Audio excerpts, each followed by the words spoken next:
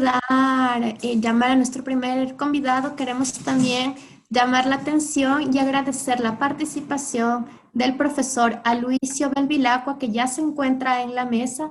Él es el director del Jornal Inverta y de CEPES Internacional. Agradecemos su presencia, profesor. Así doy paso y llamo a conformar la mesa el señor excelentísimo Edgar González Marín, cónsul general de la República de Venezuela, también formado como médico cirujano en la Universidad de Oriente de Venezuela, especialista en epidemiología y en nutrición por el Ministerio de Salud de la República de Cuba, y recibió el título de ciudadano de Villa del Estado de Espíritu Ceará. Agradecemos su participación, doctor Edgar González Marín. Dejamos con usted la palabra. Buenas tardes. Primeramente, saludar a todos en este 15º Seminario Internacional de Lucha contra el Neoliberalismo, a todos sus organizadores, a los camaradas del Jornal Inverta y a todos aquellos centros de estudio que están participando en la organización de este evento, y también enaltecer pues esas intervenciones de hoy en la mañana de la profesora Mónica, bien con unas estadísticas y unos cuadros bien explícitos sobre lo que ha sido pues lo que viene pues como consecuencia de esta pandemia que vive el mundo. También además de ello, pues como el compañero Orlando de Cuba, la profesora, bien explícito, y el camarada Luis, ¿no? Y además agradecerles pues, por estar nuevamente participando desde hace varios años en estos seminarios que organiza el Jornal Inverta. Yo quiero comenzar esta intervención porque es importante resaltar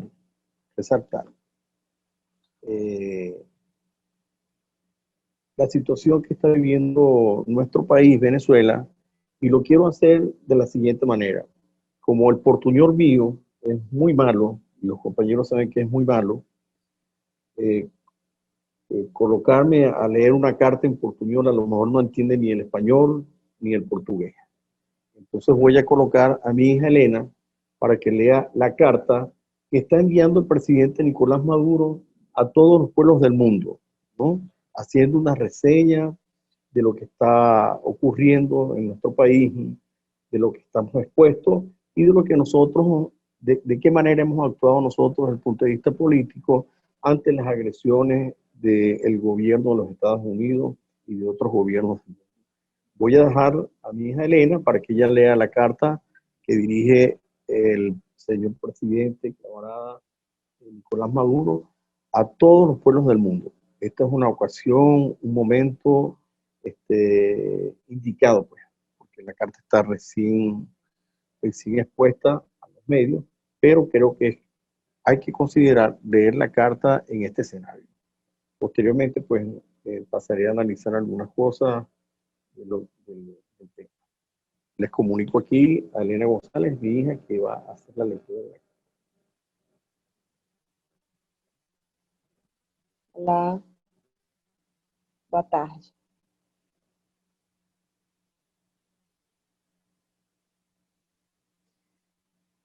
Caracas, 2 de outubro de 2020. Aos povos do mundo, irmãos e irmãs, ao cumprimentá-los com afeto, permitam-me dirigir-me a vocês por ocasião de vos informar sobre as recentes ações da Venezuela para enfrentar e superar o bloqueio ilegal que o governo dos Estados Unidos da América impõe contra meu país há quase 20 anos, com especial radicalismo durante os últimos 5 anos, causando graves efeitos no desempenho normal da economia venezuelana, como consequente impacto no bem-estar da população. Nesse sentido, gostaria de informar a aprovação de um instrumento legislativo muito especial, que foi batizado de Lei Antibloqueio para o Desenvolvimento Nacional e a Garantia dos Direitos do Povo Venezuelano.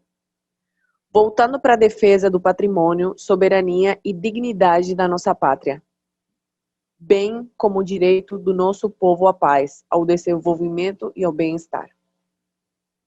É uma resposta jurídica necessária do Estado venezuelano, em perfeita sintonia com o direito internacional, que permitirá criar mecanismos para melhorar a renda nacional e gerar incentivos racionais e adequados, sob controles flexíveis para estimular a atividade econômica interna e a celebração de alianças produtivas por meio do investimento estrangeiro que favoreçam o desenvolvimento nacional. Por outro lado, no âmbito político, tenho a honra de reiterar que, ante a agressão externa das medidas coercitivas unilaterais dos Estados Unidos contra a Venezuela, nossa bandeira é e continuará sendo a de fortalecer e aprofundar nossa democracia. Apesar da pandemia da Covid-19, os preparativos para as eleições legislativas de 6 de dezembro estão avançando em um ritmo constante, para o qual a população irá em massa para cumprir o mandato constitucional de eleger um novo Parlamento Nacional. Nesta eleição, cujas condições foram acordadas com amplos setores da oposição democrática do meu país, irão participar mais de 90% das organizações políticas inscritas no Conselho Nacional Eleitoral, num total de 107 partidos políticos, 98 deles da oposição, e mais de 14 mil candidatos que competem para chegar a uma das 277 cadeiras parlamentares. O resultado desta competição eleitoral dará, sem dúvida, mais força à nossa nação e ao nosso povo, que restitui com dignidade e firmeza a agressão externa. E, apesar de tudo, mantém o seu espírito de amor e solidariedade. Companheiros e companheiras, depois de os ter atualizado sobre estes dois elementos da situação real na Venezuela, permitam-me compartilhar com vocês algumas informações de interesse para ampliar seu conhecimento sobre o quadro geral que explica a realidade atual do meu país. Desde 2014, os Estados Unidos promulgaram uma lei e 7 ordens ou decretos executivos, além de 300 medidas administrativas que juntas configuram uma sofisticada política de agressão multiforme contra a Venezuela. Em 5 anos, o bloqueio conseguiu cortar o financiamento à Venezuela, impedindo-a de ter divisas para comprar alimentos, remédios, peças de reposição e matérias-primas essenciais para a atividade econômica. Nesse período, a Venezuela experimentou a queda mais acentuada da receita externa de sua história, perto de 99%. Os Estados Unidos decretaram a proibição da comercialização de hidrocarbonetos venezuelanos, seu principal produto de exportação e receita tributária. Nesse contexto, desde o início da nova pandemia de coronavírus, os Estados Unidos se gabaram publicamente em diversas ocasiões de ter invadido navios que trazem para a Venezuela produtos necessários para a produção de gasolina e abastecimento do mercado interno de combustíveis, agravando ainda mais a situação econômica. Invocando essa regulamentação ilegal, os Estados Unidos confiscaram dinheiro e ativos da PDVSA, a petrolífera estatal venezuelana, incluindo várias refinarias em solo americano, no valor de 40 bilhões de dólares. Esses instrumentos jurídicos são o braço de imposição de um bloqueio cruel contra o povo venezuelano, que Alfred de Zayas, um especialista independente da ONU em direitos humanos, inequivocamente descreve como um crime contra a humanidade. Nesse sentido, em uma investigação do Centro de Estudos de Política Econômica dos Estados Unidos sobre o bloqueio à Venezuela, o economista americano Jeffrey Sachs, assessor especialista da Organização das Nações Unidas para os Objetivos de Desenvolvimento Sustentável, determinou que o bloqueio à Venezuela é responsável por pelo menos 40 mil mortes em meu país. pelo qual as sanções devem ser consideradas como um castigo coletivo ao povo venezuelano.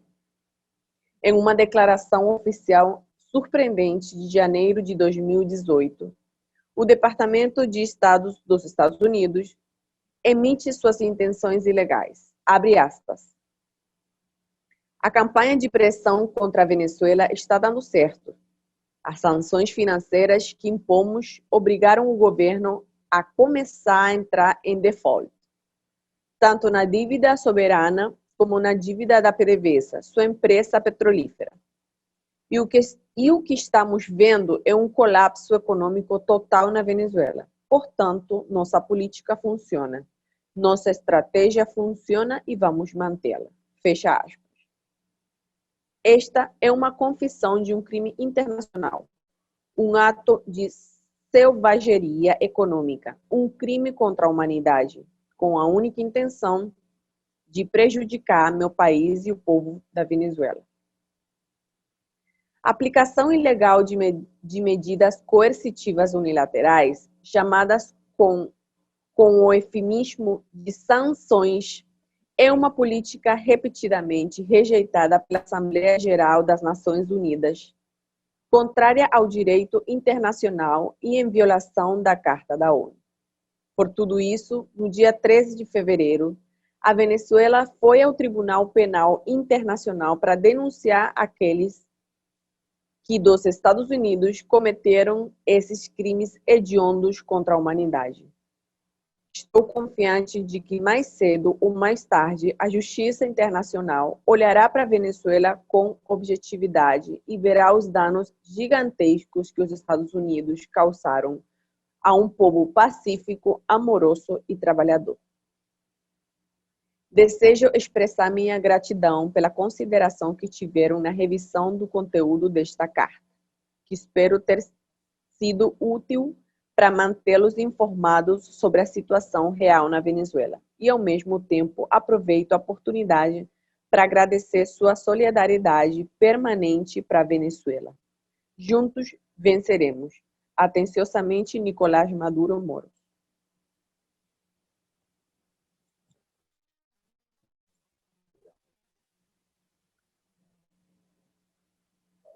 Bom, nosotros consideramos que era necesario leer esta carta a nuestro presidente Nicolás Maduro porque coloca nuevamente en evidencia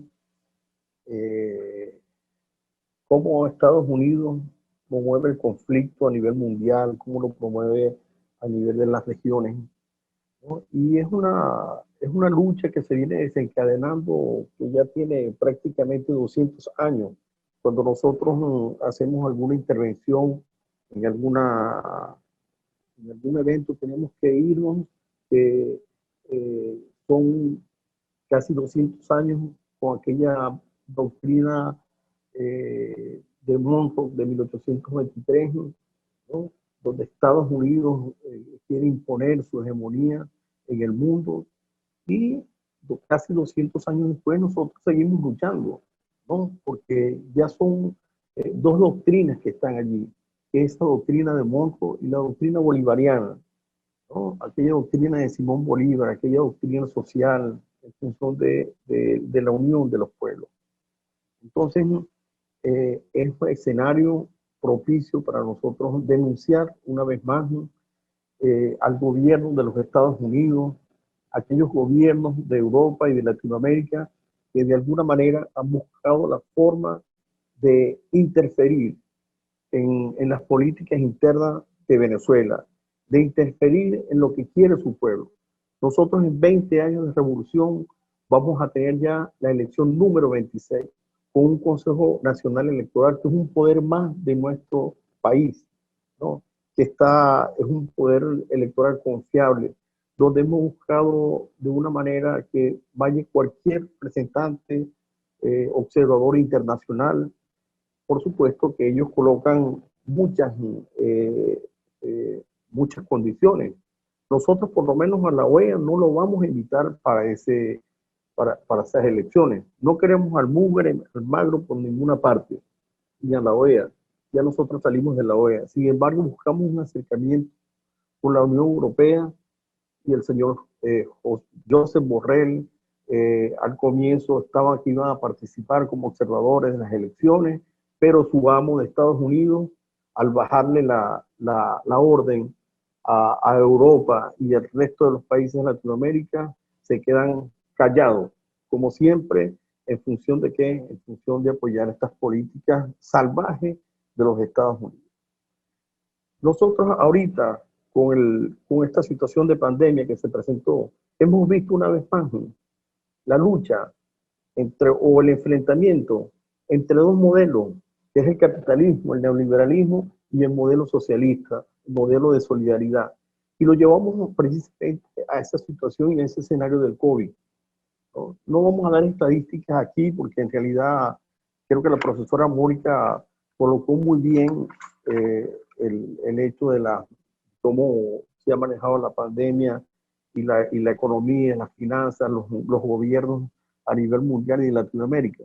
Sin embargo, nuestro país, con todo el bloqueo que nosotros hemos tenido, económico, financiero, en nuestro país, bloqueándonos una cantidad de recursos, robándonos recursos en Europa, en Inglaterra, bloqueando los recursos en bancos, hemos sabido manejar la pandemia en nuestro país.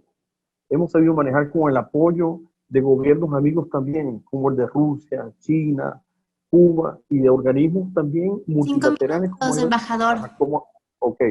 Cónsul, como es la Organización Panamericana de la Salud.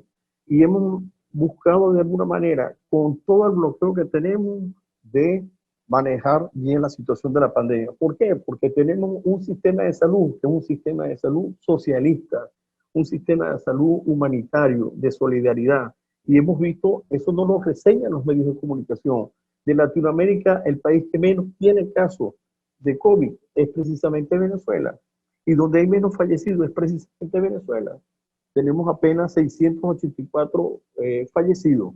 Y hemos inventado mecanismos, ante cualquier cosa, hemos inventado mecanismos propios de nuestro país para tratar de frenar el COVID-19 a través de un mecanismo de 7x7, que son 7 días de flexibilización y 7 días de confinamiento. Entonces, de alguna manera, con todo este bloqueo que nosotros tenemos del gobierno de los Estados Unidos y de muchos gobiernos en el mundo, hemos buscado la forma de mantenernos firmes, con lealtad, con conciencia política del pueblo.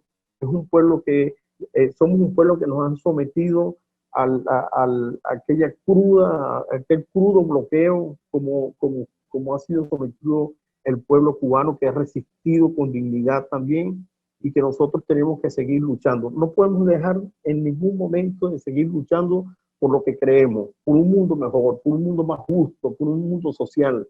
No este mundo que predican estos señores de Estados Unidos, Donald Trump y otros presidentes de otros países, donde ellos salen delante de los medios de comunicación como que si son los que dicen la verdad, y los que están llenos de falsedad, de crimen hacia la humanidad. Hablan en nombre de la democracia. ¿Cuál democracia?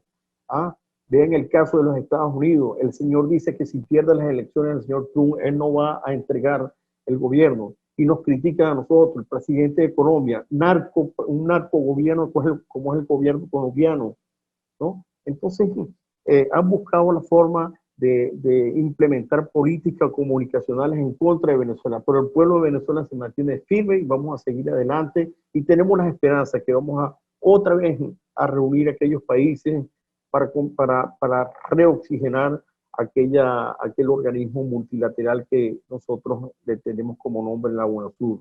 Vamos a retomar con fuerza, con voluntad, en función de mejorar al ser humano, en función de mejorar nuestra calidad de vida, en función de mejorar todo lo que nos rodea y en defensa de todas nuestras riquezas, como es el agua que tiene Latinoamérica, como es la biodiversidad, las mayores reservas de petróleo, la tierra.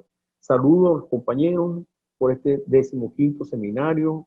Con estas pequeñas palabras puedo esperar haber aportado algo, y deseo pues grandes éxitos en la culminación de este evento. Siempre estaremos pendientes, venceremos, camarada.